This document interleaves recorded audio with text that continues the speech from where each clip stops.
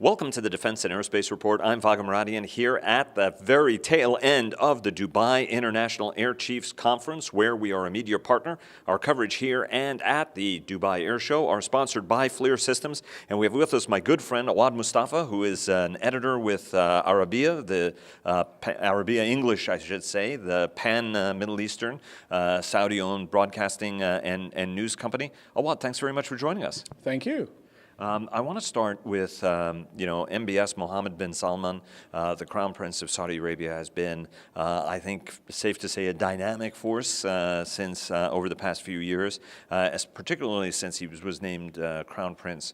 And I want to sort of get a sense from, this part of the world. We talk to analysts and officials in Washington, but, over here, what are both the opportunity that's seen in Mohammed bin Salman and his rapid agenda of change, whether it's allowing women to drive, whether reining in or, reducing the authority and role of the religious police in Saudi Arabia, which is stunning, the muzzling of clerics, and as well as the anti-corruption campaign that included the roundup of some very, very prominent, not only Saudi princes from rival families, but also of prominent businessmen. The one sense is that he is a very aggressive reformer and the right guy to do the job. On the other hand, concerns that he's an autocrat. Talk to us a little bit about what are perceptions in the region about how fast he's moving, and as a few people have said, Saudi Arabia is too big to fail, and so there is a concern regionally whether or not that's going to work out. The long preamble to sort of set up for our viewers what we're looking at. Talk to us a little bit about some of those issues and the views. Well, the meteoric rise of Mohammed bin Salman has turned a lot of heads in the region, and Saudi Arabia for the last maybe 10 years has been around. It's been a force, but it hasn't been a how can I say it? It hasn't been very active in the regional politics. But since the ascension of King Salman and the institution of his program, his son has been a key player in that, and his rise is being seen as a positive thing by a lot of Middle Eastern players and local players within Saudi Arabia, looking at it as not only as a reform, but a much needed reform.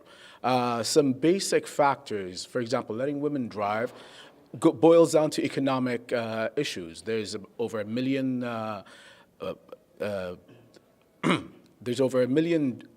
drivers in the country from foreign countries. That's money spent for something that's, archaic, not allowing women to drive. So they've reformed that.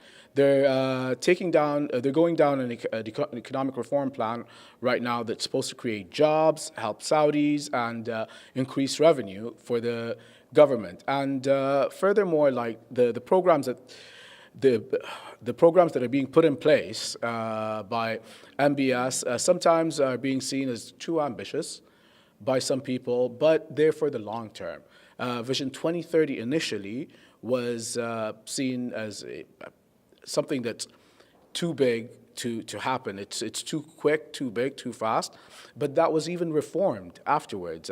Vision 2030 2.0 is what's being put in place. So there's a lot of movement, there's a lot of development that's going on in the thinking and the culture and the approach to Saudi Arabia and what they're doing, whether it be their internal social reforms or it'll be their international political agenda. And we're only going to see more and see how it develops in the future.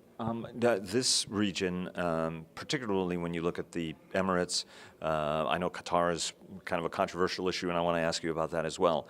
But you have a much more moderate view generally, and culturally tend to be much more moderate than the Wahhabists in Saudi Arabia.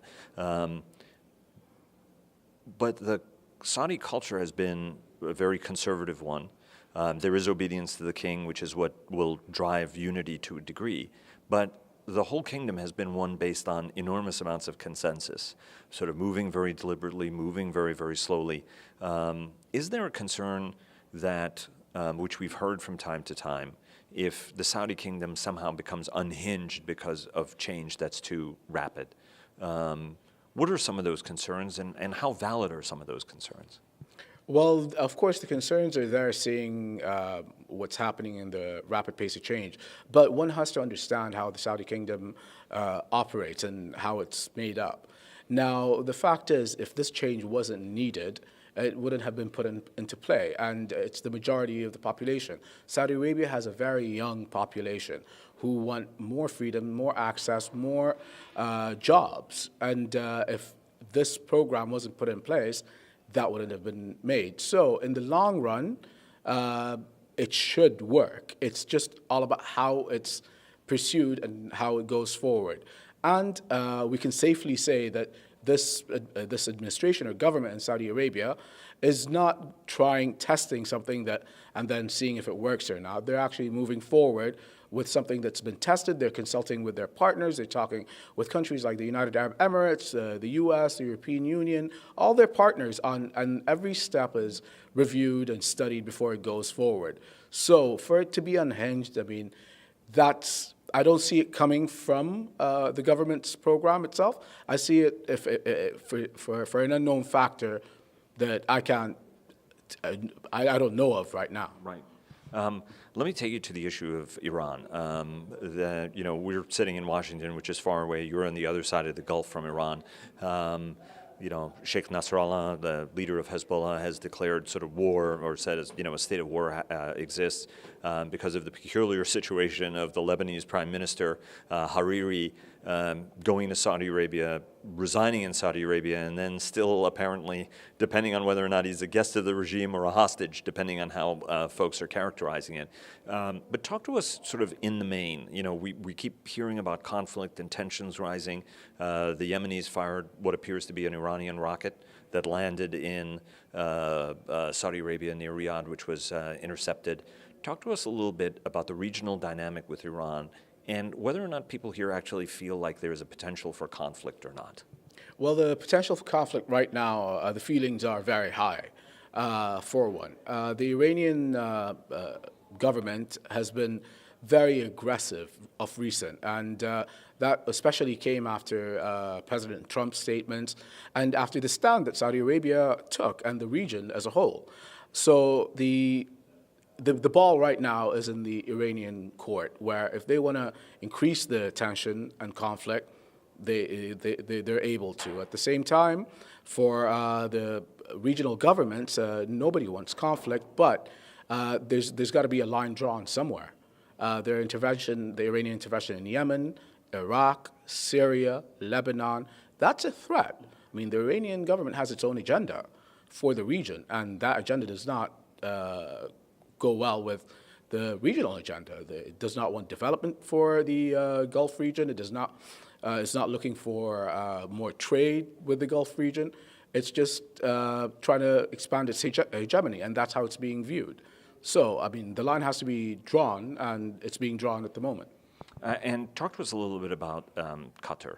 That rift, a whole variety of reasons for it, the Saudi perception and its Emirates and Kuwait and Bahrain that have sided with the embargo of Qatar, or the blockade from a Qatari perspective, is because of support for radical groups, for the Muslim Brotherhood, and being too close to Iran.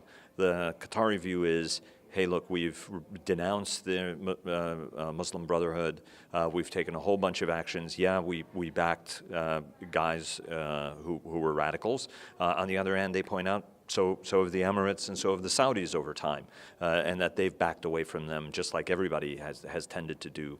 How significant a problem is this, and how does it get resolved ultimately? Because there's a sense when you talk to folks that Saudis, Emiratis, and everybody understand that it's important to sort of air the grievance and then sort of move on, but that folks may have moved too far out on limbs, for example, to easily do that. Talk to us a little bit about the situation, the perception from this part of the world, and also what a potential solution is, since the GCC does need a degree of unity, given everybody is sort of in the same barrel, ultimately, in the challenge that they face overall from Iran. Well, to see what's been going on with Qatar, to understand it completely, you have to see what happened in 2013, 2014, when the GCC then had a diplomatic cut with Qatar. And at that time, they sat down, they discussed it quietly, they sat down, They've reformed their relationship, but it was all only on paper, and this is what's led to the current breakdown in relations. For the GCC countries, the view is that Qatar has to give up the Muslim Brotherhood. They have to fall into line with the GCC's aspirations, which are to move more towards a more progressive society, and it's very important for the religion, for Islam, because Saudi Arabia is the home of Islam. The GCC is somewhere where it's trying to lead the world in progressive Islam and present a positive image of it. But the Qatari government is still insisting on supporting the extremist, fundamentalist Islamists, which are being fought all over the world. Nobody now wants to deal with extremist Islamists. Not Al-Qaeda, not ISIS, not none of these organizations or schools of thought, if we can say. Or Boko Haram in Africa, or even places, or even groups in Asia. Exactly, exactly. So this is the main crux of the issue between the GCC and Qatar. Qatar wants to support these kind of Islamists because it gives them that ability to punch above their weight in the international scene. Now the GCC wants to play a more unified role. They want to align all their strategies and present a more positive role for the religion and for the politics of the region for development. So the response for the region to the Qataris saying, we're not really backing Muslim Brotherhood anymore, nor anybody any more radical than anybody else, and are reforming, that message isn't really being received here, is it? No, it's not. No, it's not at all. I mean, the clearest example is the leading figure of the Muslim Brotherhood, Sheikh al-Qaradawi, still remains in Qatar and still is calling the shots. Sheikh al-Qaradawi is the spiritual leader of the Muslim Brotherhood. He gives them dictates, tells them what to do, what not to do. So therefore, with him still being around there, it means nothing. But the Saudi demand is the Al Thani family step down and be replaced. The Al Thani families, I think, made pretty clear that they don't intend to step down. So what's the resolution to this? Is there a resolution, or is this something where the tensions are just going to continue and perhaps even get worse? Well, let me just correct that fact. The Saudi call and the Emirati call and the Bahraini and Egyptian call to Qatar isn't for the Al Thani family to step down. I mean, the Al Thani family is the ruling family of the state of Qatar. However, it's for them to realign their policies. The Qataris view that as outside interference in their foreign policy and their sovereignty. It is not. I mean, you're part of this neighborhood. We all have intertwining interests. Everybody's happy to let everyone do their business. However, if your interests conflict with ours and directly affect our national security, that's where the line's drawn. And this is the main demand. No one wants the Al Thani family to step down. Who's going to replace them? The issue is, how are you guys going to resolve this? How are you going to deal with it? And the first step for it is to come and sit on the table and discuss it with an open heart. However, there have been calls made by the Emir of Qatar saying that we want to sit, we want to talk about this. However, in the same speech, he turns around and says that our sovereignty is being abused, and we're being told what to do. We're not going to do that. So there's no middle ground. And I had to say that was the view, certainly from a Qatari standpoint, that the demand is for the family to step down. But that was a good nuanced counterpoint. Awad, thanks very much. We really appreciate it and look forward to talking to you more as this unwinds over time. Thank you very much. It's a pleasure.